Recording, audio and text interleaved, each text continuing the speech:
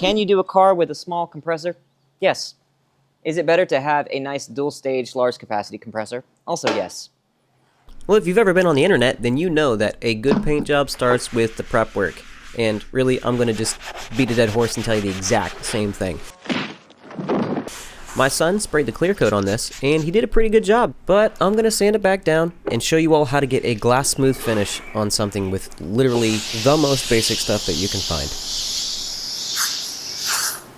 The idea here is to not go any coarser than you absolutely have to. I had a little bit of imperfections in the paint, so I hit it with a 320.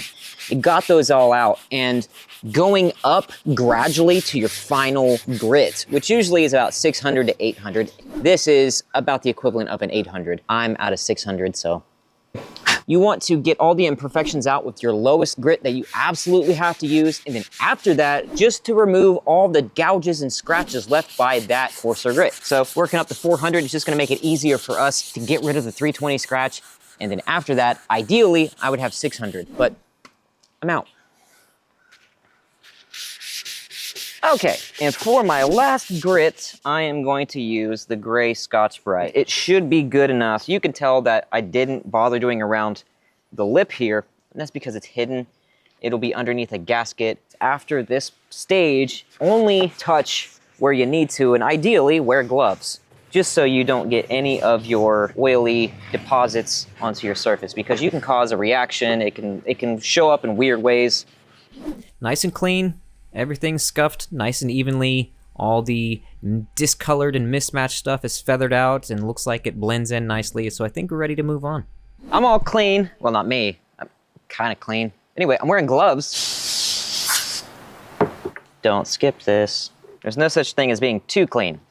Here we go. If I have mismatched colors underneath, the first thing that I want to do is catch those colors up to a common base coat. All the patchy stuff, the splotchy stuff, I'm going to lay down a quick dusting right over those first, and then I'm going to come back and lay down a official first coat.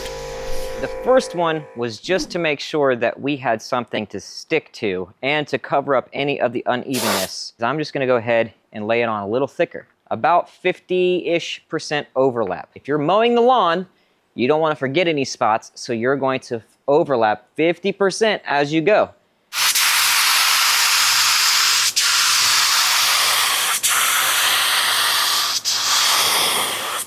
Starting off a panel.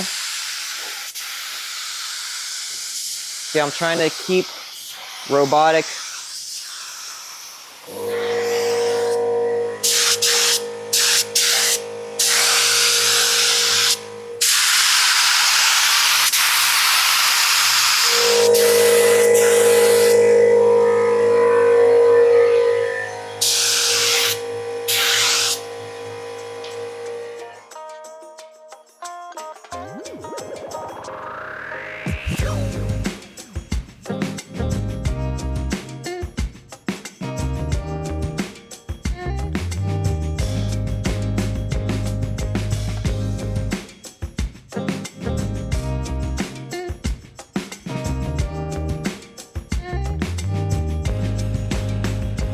This is proof that you can get a glass smooth finish on parts outside without a dedicated booth, with a small compressor, and really, really inexpensive paint guns. And if you're worried about doing something big like a car, well, just know that these ideas do translate. You just have to take your time and practice on the small stuff, because if you make a mistake, and that's totally okay, it's just gonna cost you a little bit of time and a little bit of money, especially compared to something like a giant car.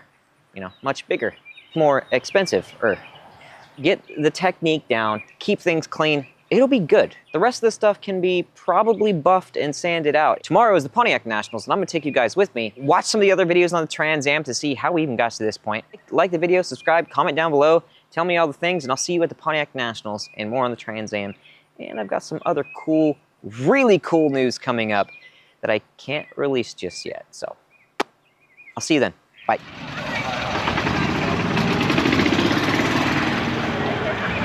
It's a full set of seatbelts out of a 78 Martinique car, 250. It's kind of weird. All the cool stuff happening here. It's a 400 car, but it says it is a tri-power, which is not not factory, but it is pretty cool. I mean, this was non-stop all day long. I think we only had a break for probably And they never made these black. half hour. You can see remnants of it there. It would have been Buccaneer red. So you can see it here, and you can see it right there on the fenders, and right over here on the fender. It's for sale. It absolutely amazes me at how many Pontiac show cars. Check out who's here. You buy even and odd, so a street, even and odd, so a street. And here decided it Mista saw something shiny and wanted to go see what it was.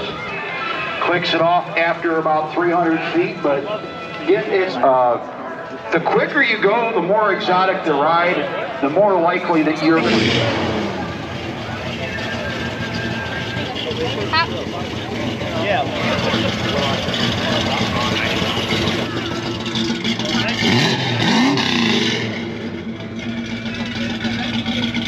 I don't remember very that. shortly. This is the one we pulled out of the But again, barn what are they? last summer. Dalton Jess from Pullman. So, yeah. Straight to the staging lanes. If you're not there, you need to get there. And Tim Russo. Staging lanes go behind the starting line. Pontiac's winner is a guy who is a 100% die-hard, hardcore Pontiac guy. He told you, a guy that is forward in the show. Andy Whitner, 1254-106, Isabella, 16 left with lots of zeros. Wow, 15-0.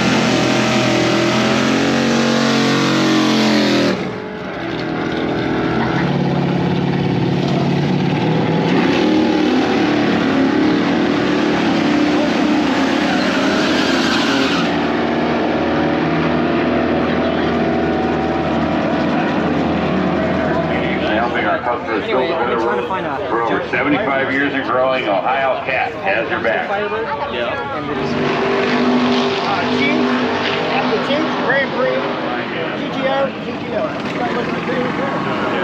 This one is fairly rare. This has a Grand National motor in it. This is one of the fastest Trans Am ever made, right here. And it's one of the only. It's the only 6-cylinder Trans Am ever made.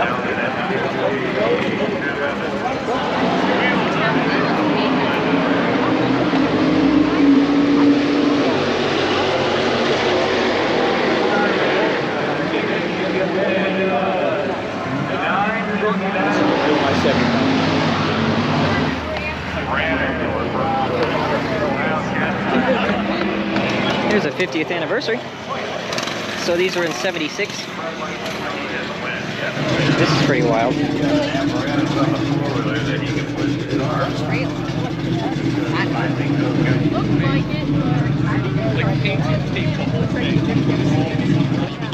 Whoop, sorry. I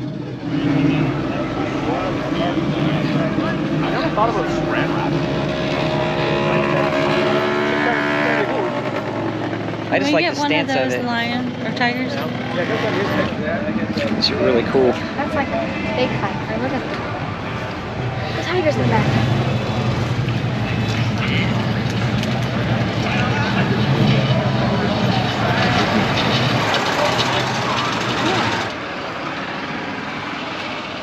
This is inspired by. Is this like the roadkill car? No. It's inspired by the cup. It's still pretty cool though.